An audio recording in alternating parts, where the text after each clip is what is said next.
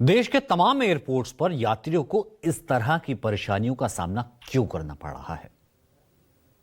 दरअसल देश की सबसे बड़ी एयरलाइंस कंपनी इंडिगो की पिछले 4 दिनों में 1700 से ज्यादा फ्लाइट कैंसिल हुई हैं, जिसमें दिल्ली में सबसे ज्यादा 225 फ्लाइट्स रद्द की गई। आज ही इंडिगो की करीब 1000 फ्लाइट्स कैंसिल हुई। आंकड़ों के लिहाज से देखें तो इंडिगो एयरलाइंस की हर 10 में से 9 फ्लाइट्स या तो देरी से चल रही हैं या फिर रद्द हो चुकी हैं। ऐसे में लोगों को एक तरफ जहां इंडिगो की फ्लाइट्स कैंसिल होने से एयरपोर्ट्स पर तमाम तरह की असुविधाओं का सामना करना पड़ रहा है, वहीं दूसरी तरफ अगर कोई पैसेंजर ऑल्टरनेट कंपनी के फ्लाइट से बुकिंग करता है तो इसके लिए उन्हें कई गुना पैसे देने पड़ रहे हैं। कुछ आंकड़े आपको दिखाते हैं। हम सर्च पर बैठे आज शाम को 6 बजे हमने लेटेस्ट फेयर चेक किया फ्लाइट्स का, जिसमें Delhi to Mumbai SpiceJet का किराया आ रहा था 53,680। आमतौर पर नॉर्मल डे पर 6 से 7 हजार होता है, लेकिन आपको हैरानी होगी जितना किराया दिल्ली टू मुंबई है उससे कम में दिल्ली से लंदन जा सकते हैं आप। 42,000 आ रहा था, अब इसका किराया 42,018 रुपए। वहीं आज दिल्ली टू बेंगलुरु का वन स्टॉप स्पाइस जेट 1,05,83 रुपए बता रहा था।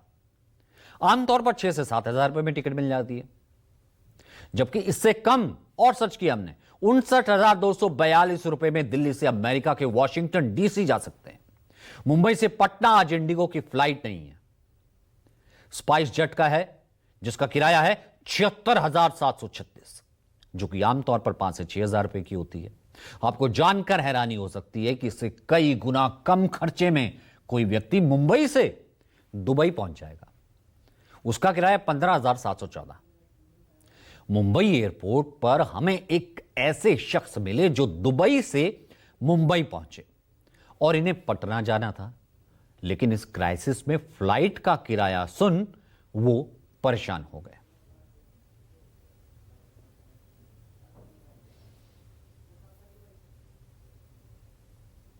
चार पांच टिकट ले चुके अब तक में, आप देख सकते हैं ये 4-5 टिकट है, सारी की सारी कैंसिल हो चुकी है। जब लास्ट मैंने स्पाइस जेट के लिए, अब ये उम्मीद है आखिरी कितने की मिली स्पाइस जेट? स्पाइस जेट अभी हमको यहाँ से सिर्फ पटना की 23,600 रुपए की फ्लाइट। क्या करते हैं दुबई में?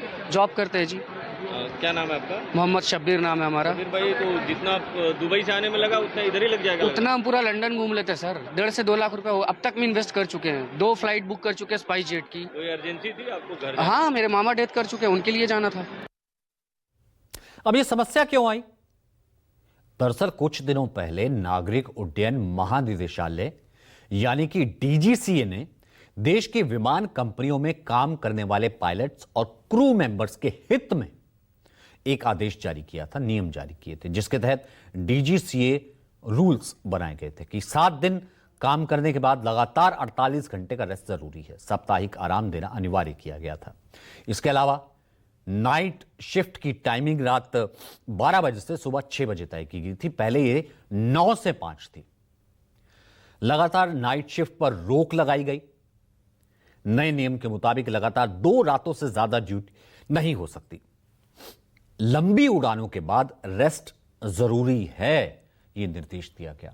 कनाडा, यूएस लंबी उड़ानों के बाद पायलट्स को 24 घंटे का रेस्ट मैंडेटरी कर दिया गया।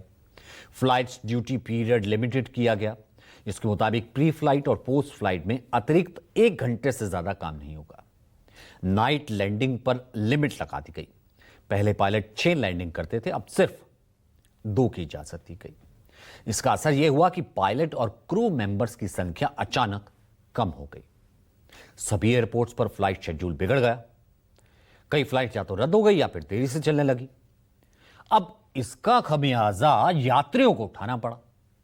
हालांकि विवाद बढ़ने के बाद नागरिक उड्डयन महानिदेशालय डीजीसीए ने एयरलाइंस खासकर इंडिगो को 10 फरवरी 2026 तक कुछ मामलों में अस्थायी राहत दी है, जिसमें वीकली रेस्ट के बदले कोई भी छुट्टी नहीं देने के फैसले को वापस ले लिया गया है। तो यह यहां पर बदलाव किया गया है। अब आपको आपके जहन में यह भी सवाल उठ रहा होगा कि आखिर डीजीसीए ने यह आदेश तो सभी विमान कंपनियों के लिए दिया था, तो इंडिगो के साथ ही ये परेशानी क्यों आई? इसका जवाब है इंडिगो के उड़ानों की संख्या। दरअसल इंडिगो देश की सबसे बड़ी एयरलाइन कंपनी है। दिन भर में लगभग 2300 घरेलू और अंतर्राष्ट्रीय उड़ानें ऑपरेट करती है। यह संख्या एयर इंडिया के एक दिन में संचालित उड़ानों की लगभग दोगुनी है। इतनी ज्यादा उड़ाने वाली विमान कंपनी की अगर 10 से 20% उड़ानें देरी से चले या कैंसलेशन हो जाए तो 200 से 400 उड़ानें प्रभावित हो जाती हैं। अब इससे हजारों यात्रियों के लिए आना जाना मुश्किल हो जाता है। इस पर इंडिगो के सीईओ पीटर एल्बर्ट्स ने शुक्रवार को वीडियो संदेश जारी कर कहा कि पिछले कुछ दिनों से विमानन कंपनी के कामकाज में दिक्कतें आ रही हैं। कंपनी का कामकाज सबसे अधिक प्रभावित हुआ है। इंडिगो के पूरे सिस्टम को अब रिबूट किया जा रहा है। इंडिगो के संचालन में पूरी तरह सामान्य स्थिति 10 से 15 दिसंबर के बीच बहाल होने की बात कही जा रही है। behalf of all of us at Indigo would like to extend our sincerest apologies for the major inconvenience this has caused to many of our customers. But going forward from here, in alignment with the Ministry of Civil Aviation and DGCA, we do expect to further improve every day. Given the size, scale, and complexity of our operation, it will take some time to return to a full normal situation, which we do anticipate between the 10th and the 15th of December.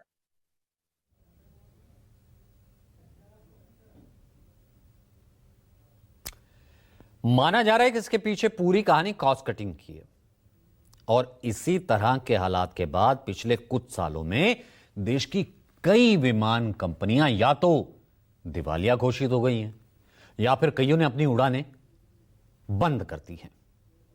इसमें सबसे ताजा उदाहरण है गो first का, जो साल 2023 में खुद को दिवालिया घोषित कर चुकी है।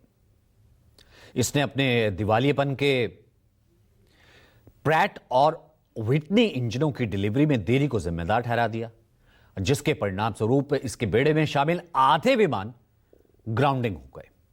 उससे पहले सुब्रत राय की एयर सहारा ने 1993 में अपने परिचालन की शुरुआत की थी, जिसे जेट एयरवेज ने टेक ओवर किया था 2006 में $545 मिलियन में। एयर सहारा की सभी संपत्तियों का अधिग्रहण किया था। एयर सहारा को खरीदने वाली जेट एयरवेज अपने पीक ईयर में 17.8% की मार्केट शेयर के साथ देश की दूसरी सबसे बड़ी एयरलाइंस थी।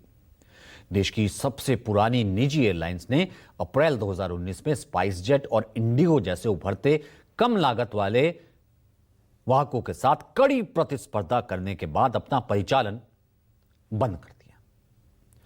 भगोड़े व्यवसायी विजय माल्या ने 20 साल पहले किंगफिशर एयरलाइंस की शुरुआत की थी, स्थापना की थी।